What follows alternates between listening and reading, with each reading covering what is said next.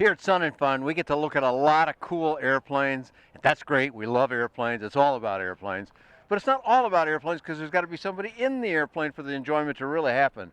I'm Dan Johnson, and I'm talking to Allan Bilodeau, who acquired this airplane, and you got some stories about the airplane that you told us the other day, and we said, you know what, we've got to do a video with this guy.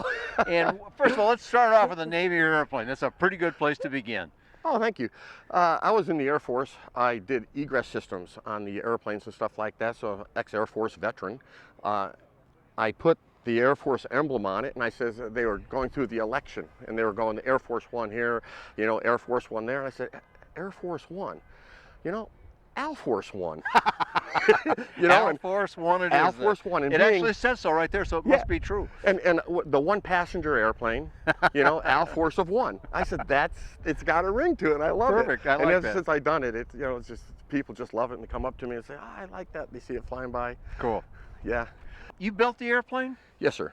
And how did that go? You didn't buy it from Kolb, did you? You bought it from somebody else? Yeah, I did. I bought it from somebody else. But okay. You guys are basically the culprits of this. And how's that? I do a lot of reading, research, and I love your magazines. I love your articles. I followed you from all the magazines you've been through, and I found a lot of truth of what you're doing and what you're saying. You're very educated, and myself not knowing airplanes, you have to rely on somebody. And very fortunate to have you out there doing what you're doing. You did You're very an article, kind to say that. You did a great article, The Best Bang for Your Buck. I'm going through some medical issues, I'm going through this, going through that, and I just had that desire to get out there. And I said, best bang for the buck. I said, okay, that's got my name all over it. And it came up with a Kolb Firefly. As far as money, performance, you know, best bang for your buck. That's what got me into saying, okay, that's the plane I want. So that's how you picked this particular airplane, through absolutely. That kind of research and reading then, huh? Absolutely. Excellent. And everything that you put in the article, what I found out then when I did other research, you know, wow, boy, you nailed it, you nailed it, you nailed it, you nailed it. I said, that's it. But, you know, you rely on media and other people that are out in the field. And I got to say something.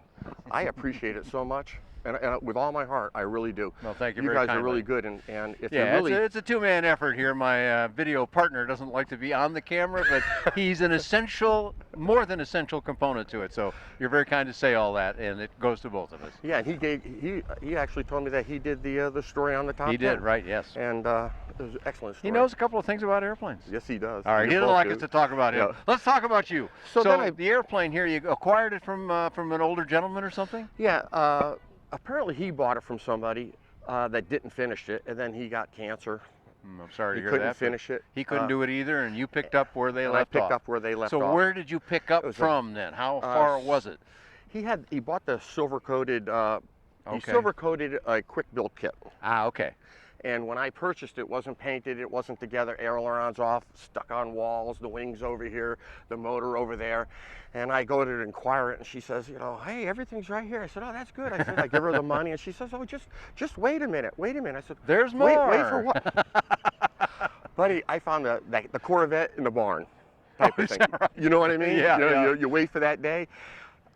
She opens up the door, and there's a brand new Rotax 447 that they stopped making already. Yeah. Sitting in a crate. Still in the crate? In the crate. So she gives me the Rotax motor, and she says, there's the prop. And then as I'm loading everything, I really can't even believe that I got this motor with this deal too. She says, oh, be really careful with this. It's got dynamite in it. I said, dynamite? I know where this is going, but what is it? My ballistic recovery chute. All right, excellent. She goes, and I was She was kind of right, and she knew to respect it anyway. That's good. Yeah, the husband probably said, you know, don't touch this. Don't pull that handle mainly. Yeah. Yep. So, and I ended up picking the whole package up. I took about 8 weeks, 2 months, solid. Okay. I couldn't stop. My wife would say, you wouldn't stop for a drink, you wouldn't stop for a sandwich. I was like this, just intrigued, and like, I got it, and this is happening. And a kid with an erector set, huh? Action, absolutely. And then on top of it, you come to the Sun and Fun. I fly my own plane in the Sun and Fun. Sweet. Then I'm walking down the road, and I meet Dan Johnson. And then I talk to him for 5 minutes, and I'm in like a little kid in the candy store. And then you offer an interview with me, and I'm going to tell you, honored, proud. Well, it's a good you story. guys It's are a good story about you rescuing the airplane, the clever name, and tell me about how you like flying. Now, there's a lot of the different Kolbs here, and I'm looking over your shoulder at a Fire Star, and back over with here. the jump seat. Oh, with the jump seat, yeah. So this is Fire Star 2, I think they called it. They make the Mark III with the two seats side by side. But this one is the ultralight. The legal ultralight. The genuine ultralight model. Yeah. They're all very light, but this one's the genuine ultralight. Absolutely. Including these round struts, because if they put faired struts on it, goes a little too fast. So yeah, I think stuff so. like that, yeah. Yeah. And what they really are offering now is the wheel in the front or the wheel in the back. So you could have the tail dragger or the trike, which is. Now, had you flown tail dragger before? No, I had the This trike, was your first? Yes. Okay, yes. So you had it before this. That's good. What you were just saying. You had a Quicksilver, which is of course everybody knows Quicksilver. I don't think I need to explain that, trike. But definitely tricycle. Yeah. So you got to this one. You wanted an ultralight. Yes. And why did you want an ultralight in particular? Medical reasons back then. They didn't really exceed it. Financial reasons. Guys I hang around, it's local and it's just so much fun. The low and slow and it's living. And I've even heard pilots telling me, I've been flying my whole life in a jet, and as soon as I got in, it's the first time I actually felt like I was flying. Yeah. And when you hear that, you say, wow, man, it's true. You feel the little breeze and you get with the birds. You sense the air in a way they cannot in a big, fast, no, heavy airplane. No, you can't. Not that there's anything wrong with a big, fast, heavy airplane. They get there. They get there quick. They're comfortable. They've got all the features in the world, but you don't feel like a bird much. Not at all. And here you do. What I didn't like with the other ultralights, I was trying to get away from was the very high dihedral. So when you step on the rudder, it wants to swing out. You know what I mean? Just like dihedral. It was non-conventional control is what you were getting at there. Okay. Yeah. And this one, the Kolb, responds more like a pilot would expect an airplane to respond. The yaw instead of the bank with the yaw when you hit the rudders. That's what I like. So you could actually come in with the nose into the wind and then kick it out the last minute. Sure, that technique that we've all learned in flying schools and whatnot. But the Kolb also benefits from having the tail way back there, so it gets a lot of power out of the tail.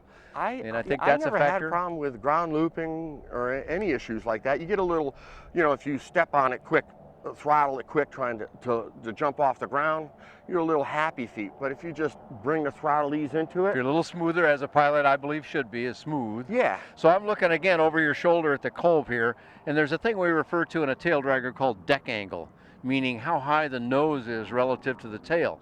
And that tail boom on that aircraft is almost horizontal. It is. And I think that's one of the ways that a tail dragger is something you could get into without tail dragger experience and go, yeah, okay, it's a little different in how you steer it, and it's a little different in that you do lift the tail, but pretty much the same otherwise. Is that right? Absolutely. And I had a lot of guidance through the EAA, 454, the best group of I recommend anybody getting an EAA. Join an EAA chapter. You got some good support out of them. These guys helped me with weight and balance. There's a lot of technical things before you get in an airplane. Right. You just get in and go. And through a local EAA chapter, these guys are blessings to anybody wanting to learn. Now tell me one more thing, and then we want to give an address for the Kolb company here, but you bought a Kolb. You didn't buy it from Kolb, but yes, sir. How were you supported by the folks from Kolb Aircraft Company? Unbelievable. Unbelievable. You make a phone call. I had questions about the trim, how am I supposed to set up trim, and other things, and on the phone in a minute. I had EGT, CHT problems I couldn't figure out for months while I'm building everything else. I came to the Sun and Fun last year, 15 minutes. 15 minutes, these guys are like, and like I solve say, your problem for you. They answer the phones, they have everything in stock. I got to say, they're great people. All right, that's great excellent. People, that's excellent.